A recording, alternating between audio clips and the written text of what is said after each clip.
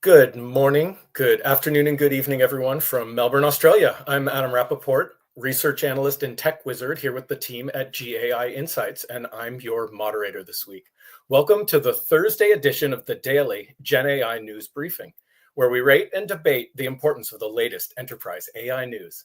We give it a final rating of essential, important, or optional, and today I have with me Luda Kopakina, John Sviokla, and Ankaj Handa, the core crew, the usual suspects. If you want to follow along from wherever you're listening in, you can go to our website, gaiinsights.com, and look for /articles. That's the page with the articles on it.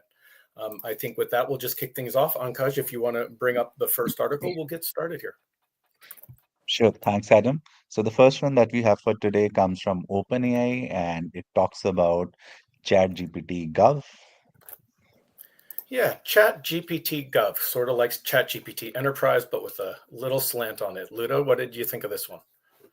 Yeah, I applaud OpenAI for putting a focused effort, introducing a model with special security guardrails and the like, and for government.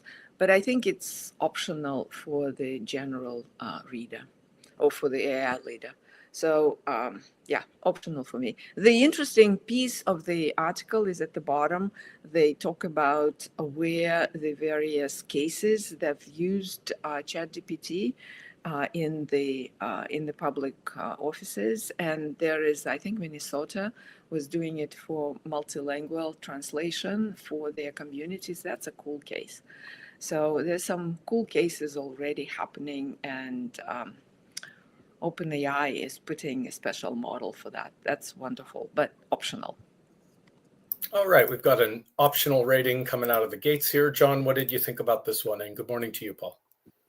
Yeah, same thing. Optional. I think that smart move by OpenAI. Obviously, the government's going to be a huge user, and the current administration, I think, is going to push hard. But no new news here, other than their ability to comply with a bunch of the security protocols that are properly put in place for the government. So optional. Yeah, I think that one thing that's just least notable. I mean, they're talking about here 90,000 users. I assume 100% of the government's Microsoft Copilot shop. So this is at least another organization that's part of it is providing users a non-Microsoft Copilot option. So I think I'd agree optional. I will note though, smart move for OpenAI, smarter move for Microsoft, because this is all about, Paul, as we were discussing after the call last night, right? Who are you going to trust with your data? For all of the government agencies out there that are Microsoft shops, this is hosted in Azure. And Azure, even not only do you have a tenant, which is your secure place in the cloud, you have to trust someone, you trust Microsoft, but they also have what they call Azure classified regions, which are specific zones they've developed specifically for sensitive information and government to have a place in the cloud that they can trust to run their inference, to put their data. So I think Microsoft's going to be the big winner on this one, but generally speaking, it's going to be optional news if you're not a government Microsoft shop, right? And it's a fairly narrow lens. So let's move along. Optional it is. Okay, the next one that we have is a research paper which talks about chain of retrieval augmented generation. Yeah, we've had RAG, and now we have co-RAG. John, what do you think of this one? Yeah, I was on the fence between optional and important. If it were available, I don't think it's currently available. But this notion of chain of RAG thinking, it's this thing outperforms some of the other models by 10 points or more on things like exact match reasoning. Unlike traditional RAG, it generates co-RAG iteratively generates queries and then improves the retrieval quality for complex questions based on that chain of RAG reasoning. So I think it's an important topic, and as we'll talk about in a bit in the Emoti article, this notion of post-training algorithmic innovation is such a hot area right now. That we're gonna see a lot. So it's a big contribution, but I was really on the fence because of its lack of availability right now. Yeah, I was also thinking optional important. Ended up on optional actually, um, just because there are other efforts that are somewhat more advanced that are doing the same things. We reviewed one from Google, for example, right, the other day, that actually took into account the long context window in addition to what is done here. So I think this is a burgeoning trend or research space that will come into the models pretty quickly. But I think it's catch up almost in my book. So that's why I rated it optional. But I can be convinced important because it's an interesting innovation. Right. I'll hear what you have to say in a sec, Paul. I think I'd agree optional. It's almost more important for the vendors, right? The people who are looking at how they're going to integrate into solutions, and they want to have solutions that have more accuracy rather than perhaps within the enterprise themselves. What do you think, Paul? Optional as well? They Optional. want to have solutions that have more accuracy rather. Great, optional it is. Thanks. Let's move along then. Okay, the next one comes from the CEO of Anthropic, and it talks about DeepSeek and expert controls. Export controls. Yeah, this is a big topic, and I'll pass this one to you, Paul. Why don't you also remind our listeners about our upcoming discussion on this? Yeah, so we have a DeepSeek webinar this Friday at noon Eastern, 9 a.m. Pacific. Sign up through LinkedIn Live. Talk about situations, get facts straight, and understand implications. I think for the AI leader, this is optional. This is, boy, a lot of hem and hawing from these closed vendors.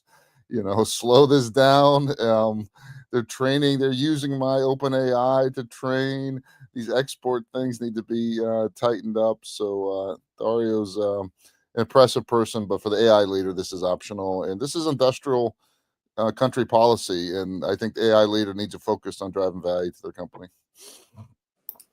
Good answer. Luda, what do you think? I was thinking important, Paul, not for the angle that the article is about, export controls. I almost would suggest we skip the bottom because it's opinionated and obviously very biased representation. But the beginning is actually the three pieces that he is talking about and how he puts DeepSeek in perspective. What has happened, what the various, so he goes through the scaling laws, what has been happening in AI development over the last couple of years, right? The scaling laws, the shifting the curve, the algorithmic innovation that we've been calling it, the shifting the paradigm. And this is where the reinforcement learning we've been talking about also. But he puts it in succinctly, he puts it in numbers, he summarizes very well, and then puts the DeepSeek models into that perspective and telling us how revolutionary or not revolutionary they are, but comparing them. So I thought that this is important, maybe essential read for the AI leaders to really, instead of, oh, the sky is falling, they will be better than our models. I don't necessarily think so. So this kind of presents a different view, and I think it's a valuable view. Yeah, Luda, I was exactly where you are, which is it's funny. I was kind of in between important and essential, and the reason is not just as you said, not for the conclusion. Hey, we need export controls, which I happen to agree with. But the thing that I thought is that when you go back in the history of strategy and investment, and whether you're an investor or a large company in a capital intensive industry, you do these kinds of analyses, like should DuPont create another, specialty chemical plant in Houston, right? And a lot of times they'd be looking at what are the economics of that plant, or should Procter and Gamble create a new diaper manufacturing facility, which is in the billions of dollars, and they would, or semiconductors, should AMD create a semiconductor factory? And you're doing these kinds of dynamic economics in the context of a huge capital investment, and then will you recoup it in the marketplace? And I thought that this was incredibly articulate about what some of those economic cost curves are, and the idea of having, you have massive capital investment, and then you have this unbelievable performance improvement curve. And so we're starting to see the kind of silicon economics that have been true in memory and logic now applying to all kinds of knowledge work and services. I think it's put another way, anybody doing investing in strategy in this area for a big company needs to understand these things. Yeah, So that's why totally. I agree with you. Totally. So maybe we should go. I mean, maybe we should go essential on this for the first part. Now, the export controls is a separate matter, and I was reading it. I was thinking, well, if China wasn't run by the Communist Party, what would be then? Right. So somehow it will have to settle. And Ashish was talking about here that, once the barrier is broken, it is a train. You can't stop it. Remember the alcohol prohibition and the like. The controls are very temporary measure, and it has leaks. So we can debate it till a long time, right? I don't know whether there is a good solution here. Well, I mean, the thought experiment that Luda, imagine this came out of France. Would he have even written this article? Yeah, no, right. So, but this is a separate matter. I was more focusing. I can support essential with the caveat that what's essential is the first half of the article and the understandings that come with it and the great points you've made. Literally the second part on export controls, the very first sentence of it, read in the context of course, he has an agenda here, right? The very first sentence is, all of this is just a preamble to my main topic of interest. Of course, he has interest in export controls. Yeah, that would be the optional part of this article, but is that he has interest in export controls. But the first part, I think we can make a note and go with essential on it. Okay. You gonna be okay with that, Paul? You okay with that, Paul? No, yeah, I just want to know. I think that's our first split call. We're saying the right half is a strike and the left half is a ball. And I was with you, Paul. I was going to go optional on this as well. So it is a compromise. Yeah, I mean, she says, look, it's hard to replicate the same kind of export controls. Yeah, I agree with that. I mean, I think what he's arguing here is, any sand in the gears is good sand. He's basically saying anything we can do to slow this down even a little bit. Yeah. And it makes sense. And his whole thing about, once you get to AI building AI, do you then get on a performance curve that's hard to catch? And, how I look, I've been in and around economic analysis and businesses my whole life, and I have never seen anything like these performance curves. I mean, it's just nuts. Absolutely crazy. Yeah. Essential it is. Thank you. Let's move along. Okay, the next one that we have for today comes from A16Z, and they are providing us a 2025 update on AI voice agents. Yeah, first of all, this site they have here is actually on gamma.app, which is a site where you can make your own presentations and web pages. And it's interesting to see A16Z using them. I don't know if they're an investor, but voice is certainly a hot topic. Luda, what do you think about this out of A16Z? Well, as a VC, right, I love this article. But I think voice is a new UI, as we've been talking about a number of times. So I rated it as important, even though it's certainly a promotional piece for A16 and their investments, but it has a nice tidbits here about voice and what happened in the development of voice agents in 2024. So if you scroll down up, I think maybe on Kash, I don't know where the history is. They go through the history of what happened in voice. And as you remember, that we got in 24, we started with almost no voice, and we ended up with conversational voice models, with Notebook going viral, and with now integration of voice into the major models. So, and as a result, it's almost like any model can handle voice agents, right? So we leaped in 24. And then it goes through who is pushing the envelope and how many how many startups in, for example, Y Combinator cohorts, and the curve is quite significant over the period of time. So there's a lot of innovation push at the startup level, and then they predict where it's going. So I felt that it's an important article for people in general to learn about voice and what's happening. So I rated it as important. All right. Paul, what do you think here?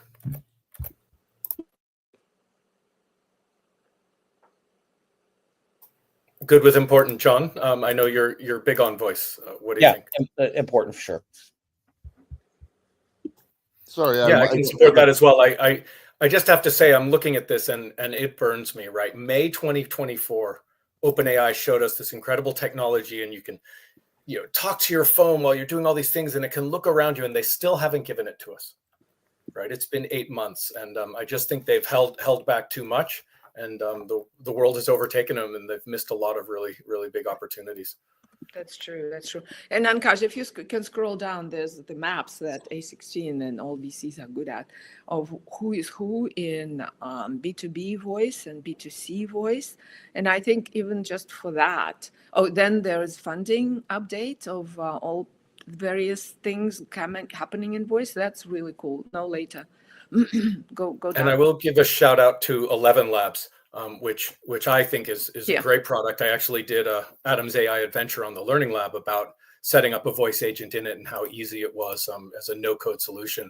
And that's one of the companies that A16Z has invested in as well. Yeah. I mean, it's what people don't realize is there's a whole science of dialogue, and like how how groups move together. And I have a friend who's building an analysis tool which basically can look at any meeting and give an idea of like where the meeting fell off the rails or why it was successful and other stuff based on the structured dialogue. There's really good work by folks like Cantor, that analyze different roles in dialogue. And so it's just a beginning. I mean, none of that science has been applied here. And then voice is a very funky thing. They did an analysis ages ago that they took people and they had there's an intimacy to voice, and we've known for a long time that robots, when you're doing things like disclosing things for psychological evaluation, people are much more likely to give more intimate details to a robot in a conversation than they are to a human. And there's funky stuff like when you talk to a pre-verbal human, you don't have stress, or you talk to an animal, you don't have stress. But if you talk to another human being, actually your galvanic skin response, the thing they use in lie detectors, goes up. So there's actually stress when you're talking to another person. And so we're tapping into something there. And then there's evidence that voice is better at detecting lies. There's a lot of stuff that goes on with voice that we are just beginning to explore. Yeah, and it also goes into how the startups are finding the entry points and so where opportunities are. So if you're interested in voice, this is essential. And one footnote, I mean, I think certainly for OpenAI, you can't get voice unless you're in the paid version. With the whole DeepSeek thing here, you can see, I suspect on their roadmap, they have voice as well, and they may be making that going free. So that may also open up even more people understanding how amazing it is to use voice. Oh, no, but the V3, the predecessor to R1, had voice, and it was a powerful model. They just took the V3 and trained it with reinforcement learning to get the R1. So it's already in there. The Deep3, but the mobile app, do you know if the mobile app for Deep3 has voice? DeepSeek V3, I don't know. I didn't check it myself, but okay. The V3 was multimodal model. Yeah, just to pile on one last thing. When you look at consumers in the United States, in the world, in the developed world, the biggest unused time, quote unquote, in terms of people's attention is their time in their automobiles, and voice is a great way to get at that time. Because the phone stuff and everything is super crowded. So is the television time and computer time. So in terms of places where advertisers and other product companies can actually get hold of a consumer attention, the automobile is there, and voice is going to be the way they get there. And John, two-way voice. Why is it just one way? Why can't I just start my dialogue? What kind of car do I want? And absolutely, yeah. But I mean, I think that voice in a car that you're driving is going to come way faster and more deep than the automated car that you then can look at other stuff while it's going. Yeah, thanks, Vivek. I was about to say as well. Yeah, the app doesn't have voice yet, and the voice capability in DeepSeek v3 that Luda was talking about is like what they had in ChatGPT before 4 Omni came out. So it's taking the voice and it's converting it into text. Then it's doing inference on the text, and on the way back out, it's taking the text and converting that back into speech, as opposed to 4 Omni and some of the newer models that are actually a single neural network that's processing the audio stream both directions real time. Yeah. But they're getting there, absolutely, and I'm sure they're taking notes and training models as we speak, right? So. Yeah. No, they've have the technology. They didn't integrate it fully into the R1, I don't think. Yeah. Okay. At least not yet. Yeah. Not yet. Okay, so an important article. Let's move on to Rice University. Okay, the next one comes from Rice University, and it talks about how they are using GenAI to enhance research security. Yeah, John, we got Prism here. What do you think? Yeah, baby. Yeah, optional. They should have used a robot to expand on this thing. There's no data, not much data in it. It's just some in the PR department of Rice, just coming up with something. So if we have a super optional category, let's do that. Luda, Paul, you okay with super optional? Yeah, I'm fine with the option. It looks like you felt it had some merit, though, Luda. Yeah. Well, they have a specific case that a lot of enterprises have, similar cases. They are light on detail of what they did, how they did it, but it's an active application. It's optional still. It's not a good written case. I agree. Fair enough. Yeah, I actually, even after reading it, I was still wondering. So I put it through the AI and was like, what are the specifics here about the technology or the outcomes? And it was like, oh, but they use Gen AI. That's the specific. Yeah. I think we need a category that's the robot would have done better. Anyway. Yeah. Optional it is. On to the last article. Adam, I want to acknowledge, though, it's optional with a dash of Dr. John's snark, which we need each day. That's another category. Yeah, super optional, snark optional. Okay, the last one that we have for today comes from Graybar. So they are taking a rigorous approach to demonstrating GenAI's value. Paul, back to you. Why don't you let us know what's going on here? I apologize, Adam. I did not read this one. That's all right, Luda. John, you want to jump in and take a first pass? Sure, optional. It's very light. It's like this less than 500 words. Whoever's working in the Deloitte marketing department should go look at the Amazon website and grab some of their case studies. If I was still running marketing at PwC and somebody put out something like this, I would say, hey, look, go look at Amazon and come back to me. Right, but what it is, it's a Deloitte's attempt to describe how Graybar is using Gen AI in some applications, mostly in customer service and back office for tasks. No, so the guy who is monitoring it at Graybar is a finance guy, right? And the key point here that they focus on what is the specific application. So there are two key takeaways that we know about, right? Or our audience should know about. And that is focus your application and measure the results. But optional, super optional, actually. No results listed, no nothing. It's fairly pedestrian, right? They're adding AI, they're allowing them to look up information faster, right? So they can spend more time answering questions. Yep, that's Gen AI. I think this one might be in the running, John, for the most optional. I'm totally there, and some of the right, guys, with an optional on that last one as well. Why don't you bring up the total tally? Yeah, Adam, after the summary, John might want to summarize. We had an interesting AI leader dinner last night. John might summarize some of the. Yeah, sure. Yes. Super. So let's finish the tally here. We had the DeepSeek article as an essential, one important with voice, and the rest optional on the day. Thanks, Luda. Thanks, John, Paul, Ankaj, all the listeners. And John, why don't you tell us a little about what just went on there? Sure, it was fantastic. We had had about 10 folks who were really in the market, making stuff happen. A couple of investors. One person is a significant investor and senior leader. Another person is working for the Hartford government, and then a bunch of AI leaders sitting inside large organizations, biopharma, consumer retail, and consumer packaged goods, and so forth. And what we're really seeing is I think the real nitty gritty of people beginning to apply and educate their organizations to drive new kinds of value. And we go back to our EAT framework, educate, apply, transform. I think we're in the apply phase and the educate phase. So for example, one large Japanese biopharma is educating about 3,000 people. And then there's a car data company that does makes a market in used cars and new cars.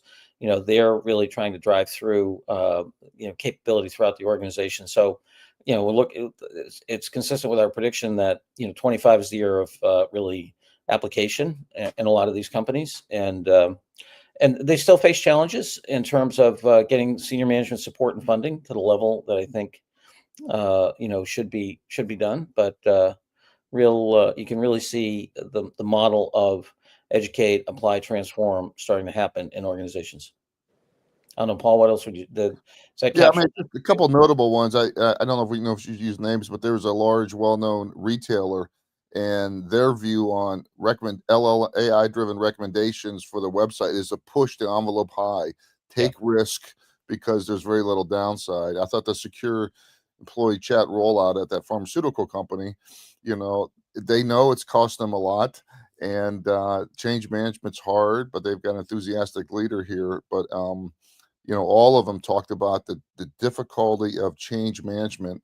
The other thing I thought was notable was that one rollout, they were talking about doctors using AI scribes, and they were hoping it was going to be a 50 or 60% pickup of doctors using it, and Luda was 10%. Yeah. So this notion that the super capability sitting over in the shelf here, it is non-trivial to get knowledge workers and executives and all this change management stuff we're hearing it. So the buzzsaw is change management adoption, not technology or DeepSeek. Someone I'm friendly with who's actually moving to Canberra. He's a physician, but he's doing research there and sort of applying the medical lens as a subject matter expert. And I asked him, hey, do you use AI? And he said, oh, I don't really. And I just said, look, sometime when you have some big PDF, just upload it and start asking questions about it. Like, it's such a great way to find the information because it's not just a keyword search, right? It has context and it understands a little deeper what you're trying to find in that information. He was like, wow, that sounds like it could be really helpful. And it's like people are just not doing the most basic things that became possible over 2 years now. Yeah. People are aware, but not really diving into it yet. Yeah, and I agree, Luda. And I think part of it, and I'm guilty of this, is that since we think about this all the time. We're doing these daily shows. We think the rest of the world, and we're actually, I think, getting further ahead than the mean AI understanding guy in the market. Because somehow we're keeping up, and it's accelerating away from everyone. Yeah, that's totally true. I was at lunch yesterday, funders and founders. And so interesting folks who are pushing the boundaries in different industries, right? But not much AI application. Machine learning, maybe, yes. Data analysis, yes, but not AI yet. And it was really, for me, it's almost like rude awakening. Here I am, the only one around the table that is the proponent of AI. So we had a big discussion about it. So, yeah, the world is catching up. That's the one last thing I'd say is if folks who are here are AI leaders and they're interested in being part of these communities, everyone said it was fantastic value for them, and just learning from each other and having the opportunity to speak openly. We usually do in Chatham House rules. You can talk about what was said, but you can't say who said it.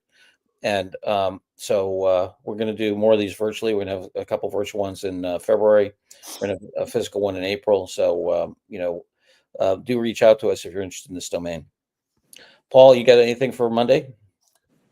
Or not? No, so Friday afternoon, I mentioned earlier, is our learning sorry. lab. We're also, I mean, is the DeepSeek webinar, and we're going to keep the DeepSeek theme for Monday night's learning lab as well. Very good. All right. All right, fantastic. Thank you, everyone. Have a great day. And Vivek Ashish, appreciate the comments. Yeah. Oh, Yes. very, very good. helpful.